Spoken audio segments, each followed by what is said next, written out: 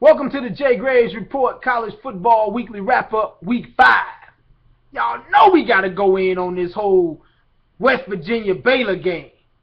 Everybody's giving Geno Smith crazy props. He's all over every newspaper, magazine, internet source. You can name it. He put up 656 yards and 8 touchdowns.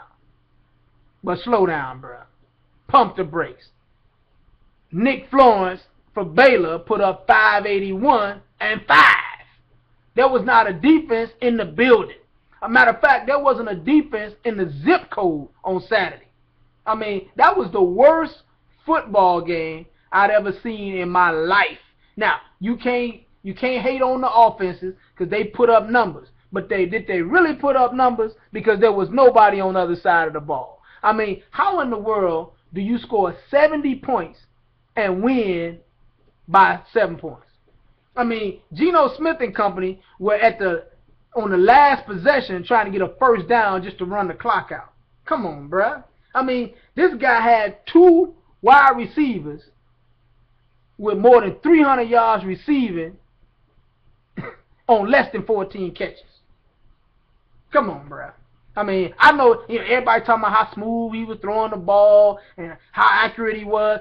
Tim Tebow could have put up 500 yards in that ball game, bruh. I mean, there was not a defender anywhere near the wide receivers when they caught the football. So my thing is, just slow down. Is this guy going to win the Heisman Trophy? Sure he is. Is he the best quarterback in the country? Sure he is.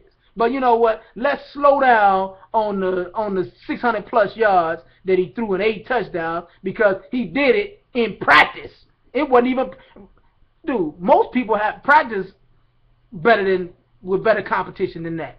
I mean, the scout teams at most schools are better than those doggone defenses. So slow down, bruh. Now, let's move on.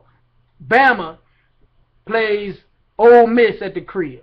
You only put up 33 points against Ole Miss, bruh. Come on, I got to see more points than that, Bama. I mean, let's keep it real.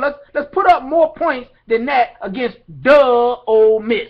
Now, the team I want to talk about is the number 2 team in the country, the Parliament Funkadelic, the Oregon Ducks.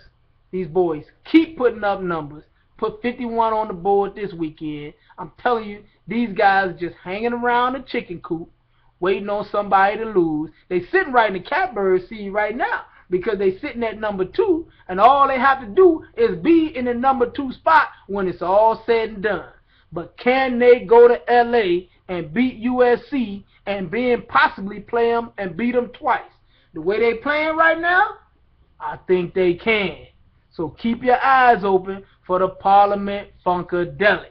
Now, let's move on because my man Kenyon Barner put up 195 yards on the ground without even that showing up and putting up major numbers. Now, so that's the double threat that nobody's even talking about right now. Now, let's go on and stay go back to the SEC and LSU every week struggling.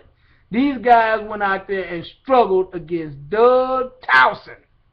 How in the world do you play in Death Valley at the crib at night and struggle against Towson? All I'm saying is, at some point, you're going to get the brakes beat off of you because you cannot struggle against Towson. Georgia plays at the crib against Tennessee. Now, I had Tennessee pick to win this ball game.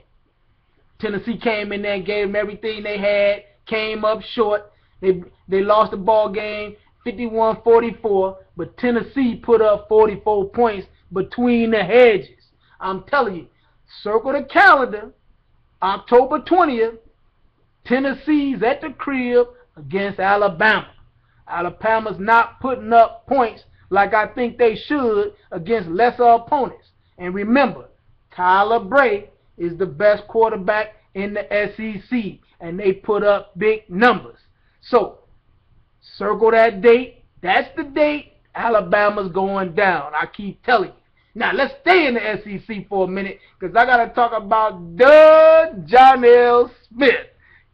He went out to doggone Texas A&M with the Arkansas Razorbacks and got the brakes beat off of them this weekend, 58-10. I mean, they just keep getting blown out. Now, I know everybody in Pig Suey Nation just wish that Bobby Petrino would never have got on the bike.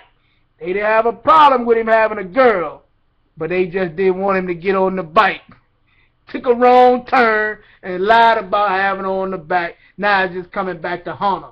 Because John L. Smith, like I keep talking about, is dub. Now, the Texas Longhorns show up in Stillwater, handled their business against Oklahoma State. Remember, Oklahoma State was the #1 offense in the country going into this ball game. They held them to 36 points, but hey, I think that holding the #1 offense in the country to 36 points is handling your business on the road. Now this weekend, the Longhorns had Geno Smith and company coming to town. So we'll see how that goes.